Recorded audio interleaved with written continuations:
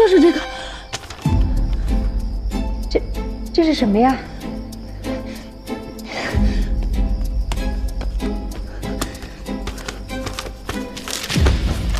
就是这个木乃伊，尸体做的。这不是外国的吗？这尸体做的，那都是死的呀。我们家思乔怕不是因为着急看花眼了吧？我没有花眼，我真的看见了。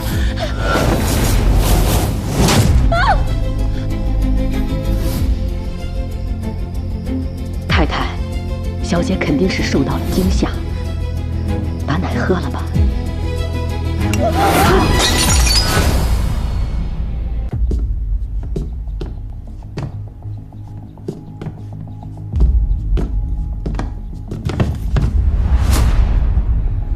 你相信我对吗？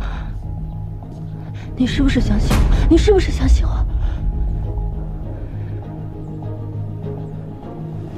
那个木乃伊把毛毛的嗓子都割坏，他都不会叫了。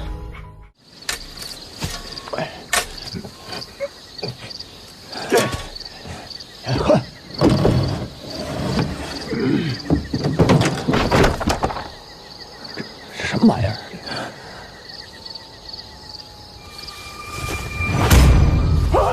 你虐待动物，你的养子冬至发现之后，你就制造火灾将其灭口。你的养女小文的失踪你也脱不开干系。还有，你买通了李家的佣人张花兰，给目睹你罪行的李思乔下药。你的想象力应该去报纸上写小说。这不是我的想象力。我们带着李处长家的狗去你家，它被吓得不行。为什么？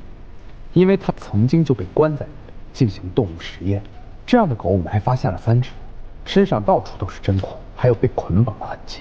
大家注意看它的虎口上有保险，那是经常使用金属剪刀还有手术刀的人。你是医生吗？我是医生，不代表我会虐待动物。再说，杀几只狗又怎样？哪条法律规定我不能杀狗？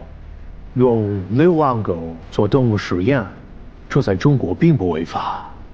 你家的火灾不是意外，而是你用煤油蓄意纵火。欲加之罪，何患无辞？我是个神父，还是英国公民。你觉得凭这些捕风捉影的猜测，能在法庭上给我顶罪吗？那我能去搜一下你的教堂和住处吗？没问题。既然阮科长如此笃定我有罪，那就不妨查个彻底。前后左右都给我好好搜，一个角落也不能放过。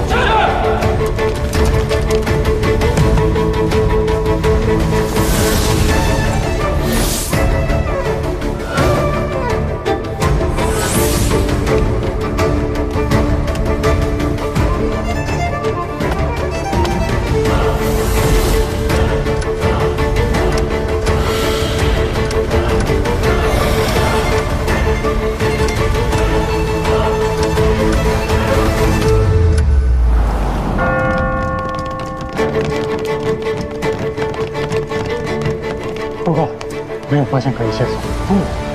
什么？没有证据？阮科长那么爱编故事，今日次不妨听听我的版本。2年前，我在天津收养了哑女小文；8年前，我启程来北京前，又收养了董志。哎，董志，多吃点肉啊！我对弟弟更好。小文吃他的醋，就变得喜怒无常。那天我们吵架，小文拿剪刀扎伤我的腿，之后逃走。如果不信，可以验伤。包扎好之后，我就躺下了。董志在我的房间里看书，谁知道小文用煤油在屋子里点了火，还从外面锁了。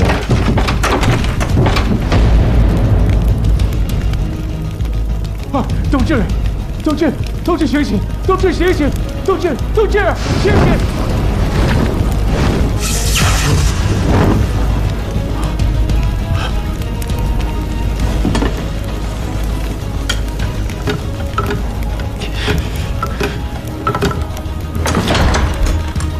一个10岁的小女孩，凭一己之力制造火灾，你毫无察觉。撒旦会装作光明的天使，是我没有识破撒旦的伪装。不知道袁科长对这个解释是否满意？看样子，现在可以证明我是清白的了。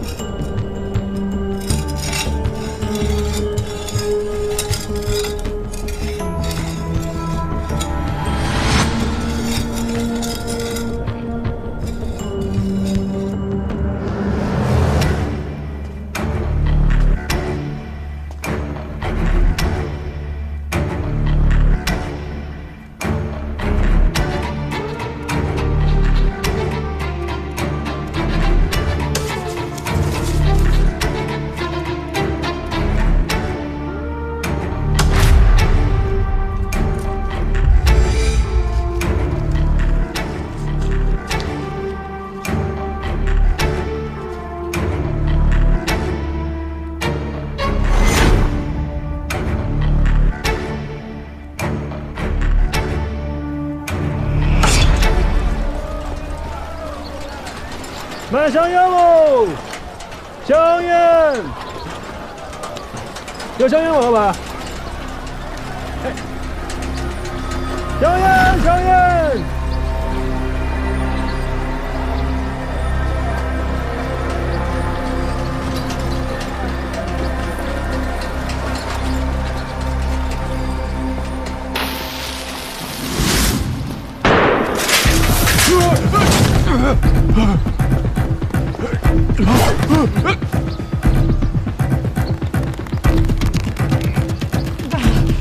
杀人了！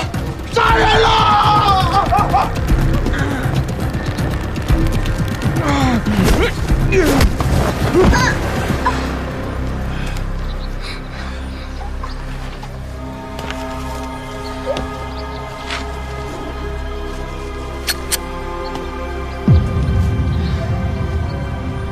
这发球去哪找你呢？你就送上门来。既然你们姐弟情深，那你就去陪他吧。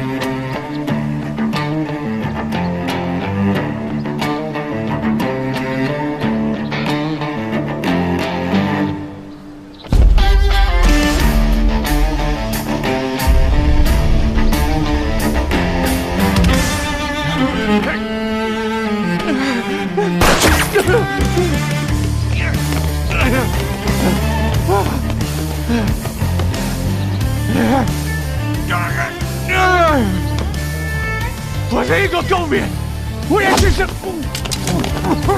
嫌疑人潘思，当街持枪杀人未遂，带回厅里待审。你们想干嘛？我来说案情，你只要点头摇头就好。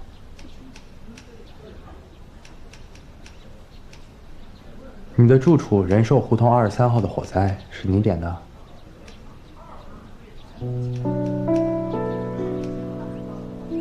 那是谁点的？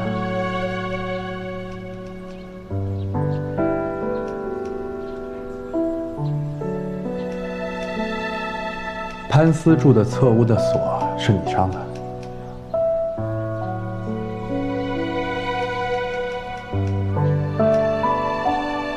你当时知道他和你弟弟都在屋里。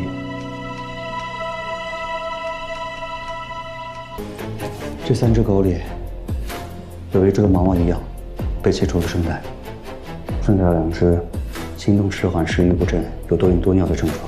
我观察他们的 X 光，发现他们的迪安区有过手术的痕迹，他们很有可能被摘除了脑垂体。脑垂体？老车体被摘除了，他们就再也找不到了。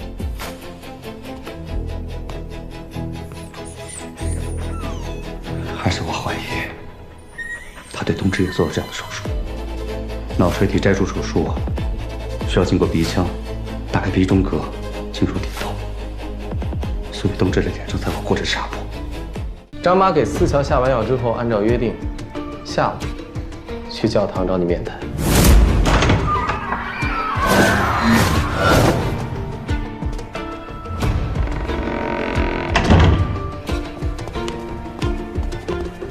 神父，你确定他们不会发现吗？神父，我家老爷可是警察厅的呀。上帝保佑你。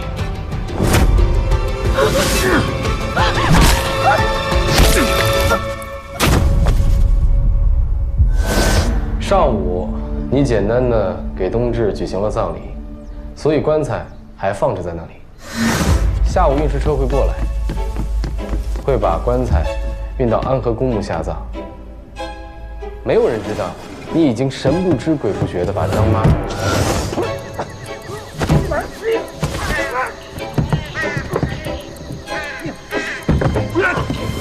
钉在了棺材板底。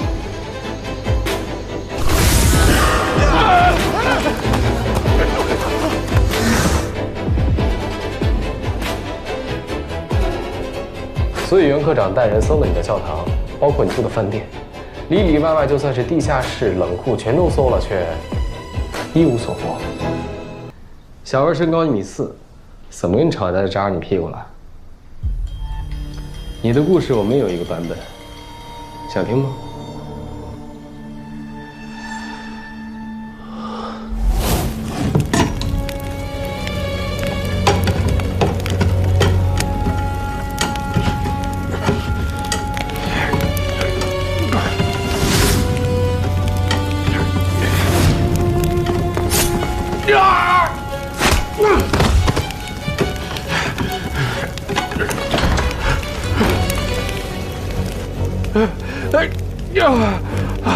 死里逃生，你从屋里跑出来之后，发现冬至也跑出来了，去了后院。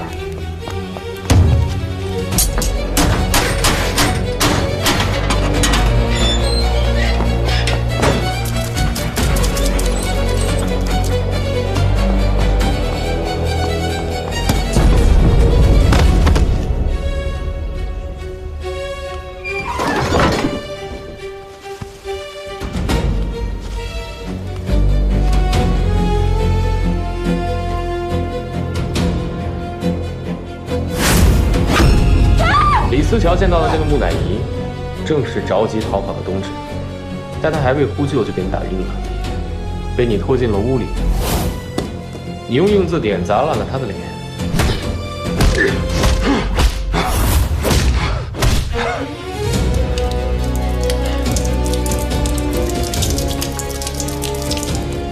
又做出他好像被书柜压住的假象。又重新点火，把尸体烧得面目全非。接下来，你着手处理唯一的目击证人，李处长家的闺女，寻狗启事暴露了他家的家庭位。第二天一早，你拦住了出门买菜的张妈，或是威逼，或是利诱，张妈同意了给思乔下药。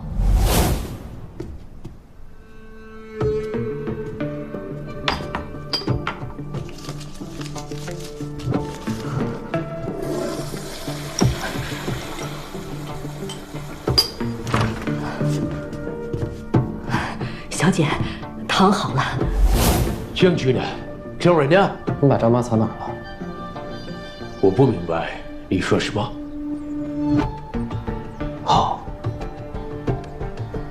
我刚才给了你坦白的机会，你没把握住。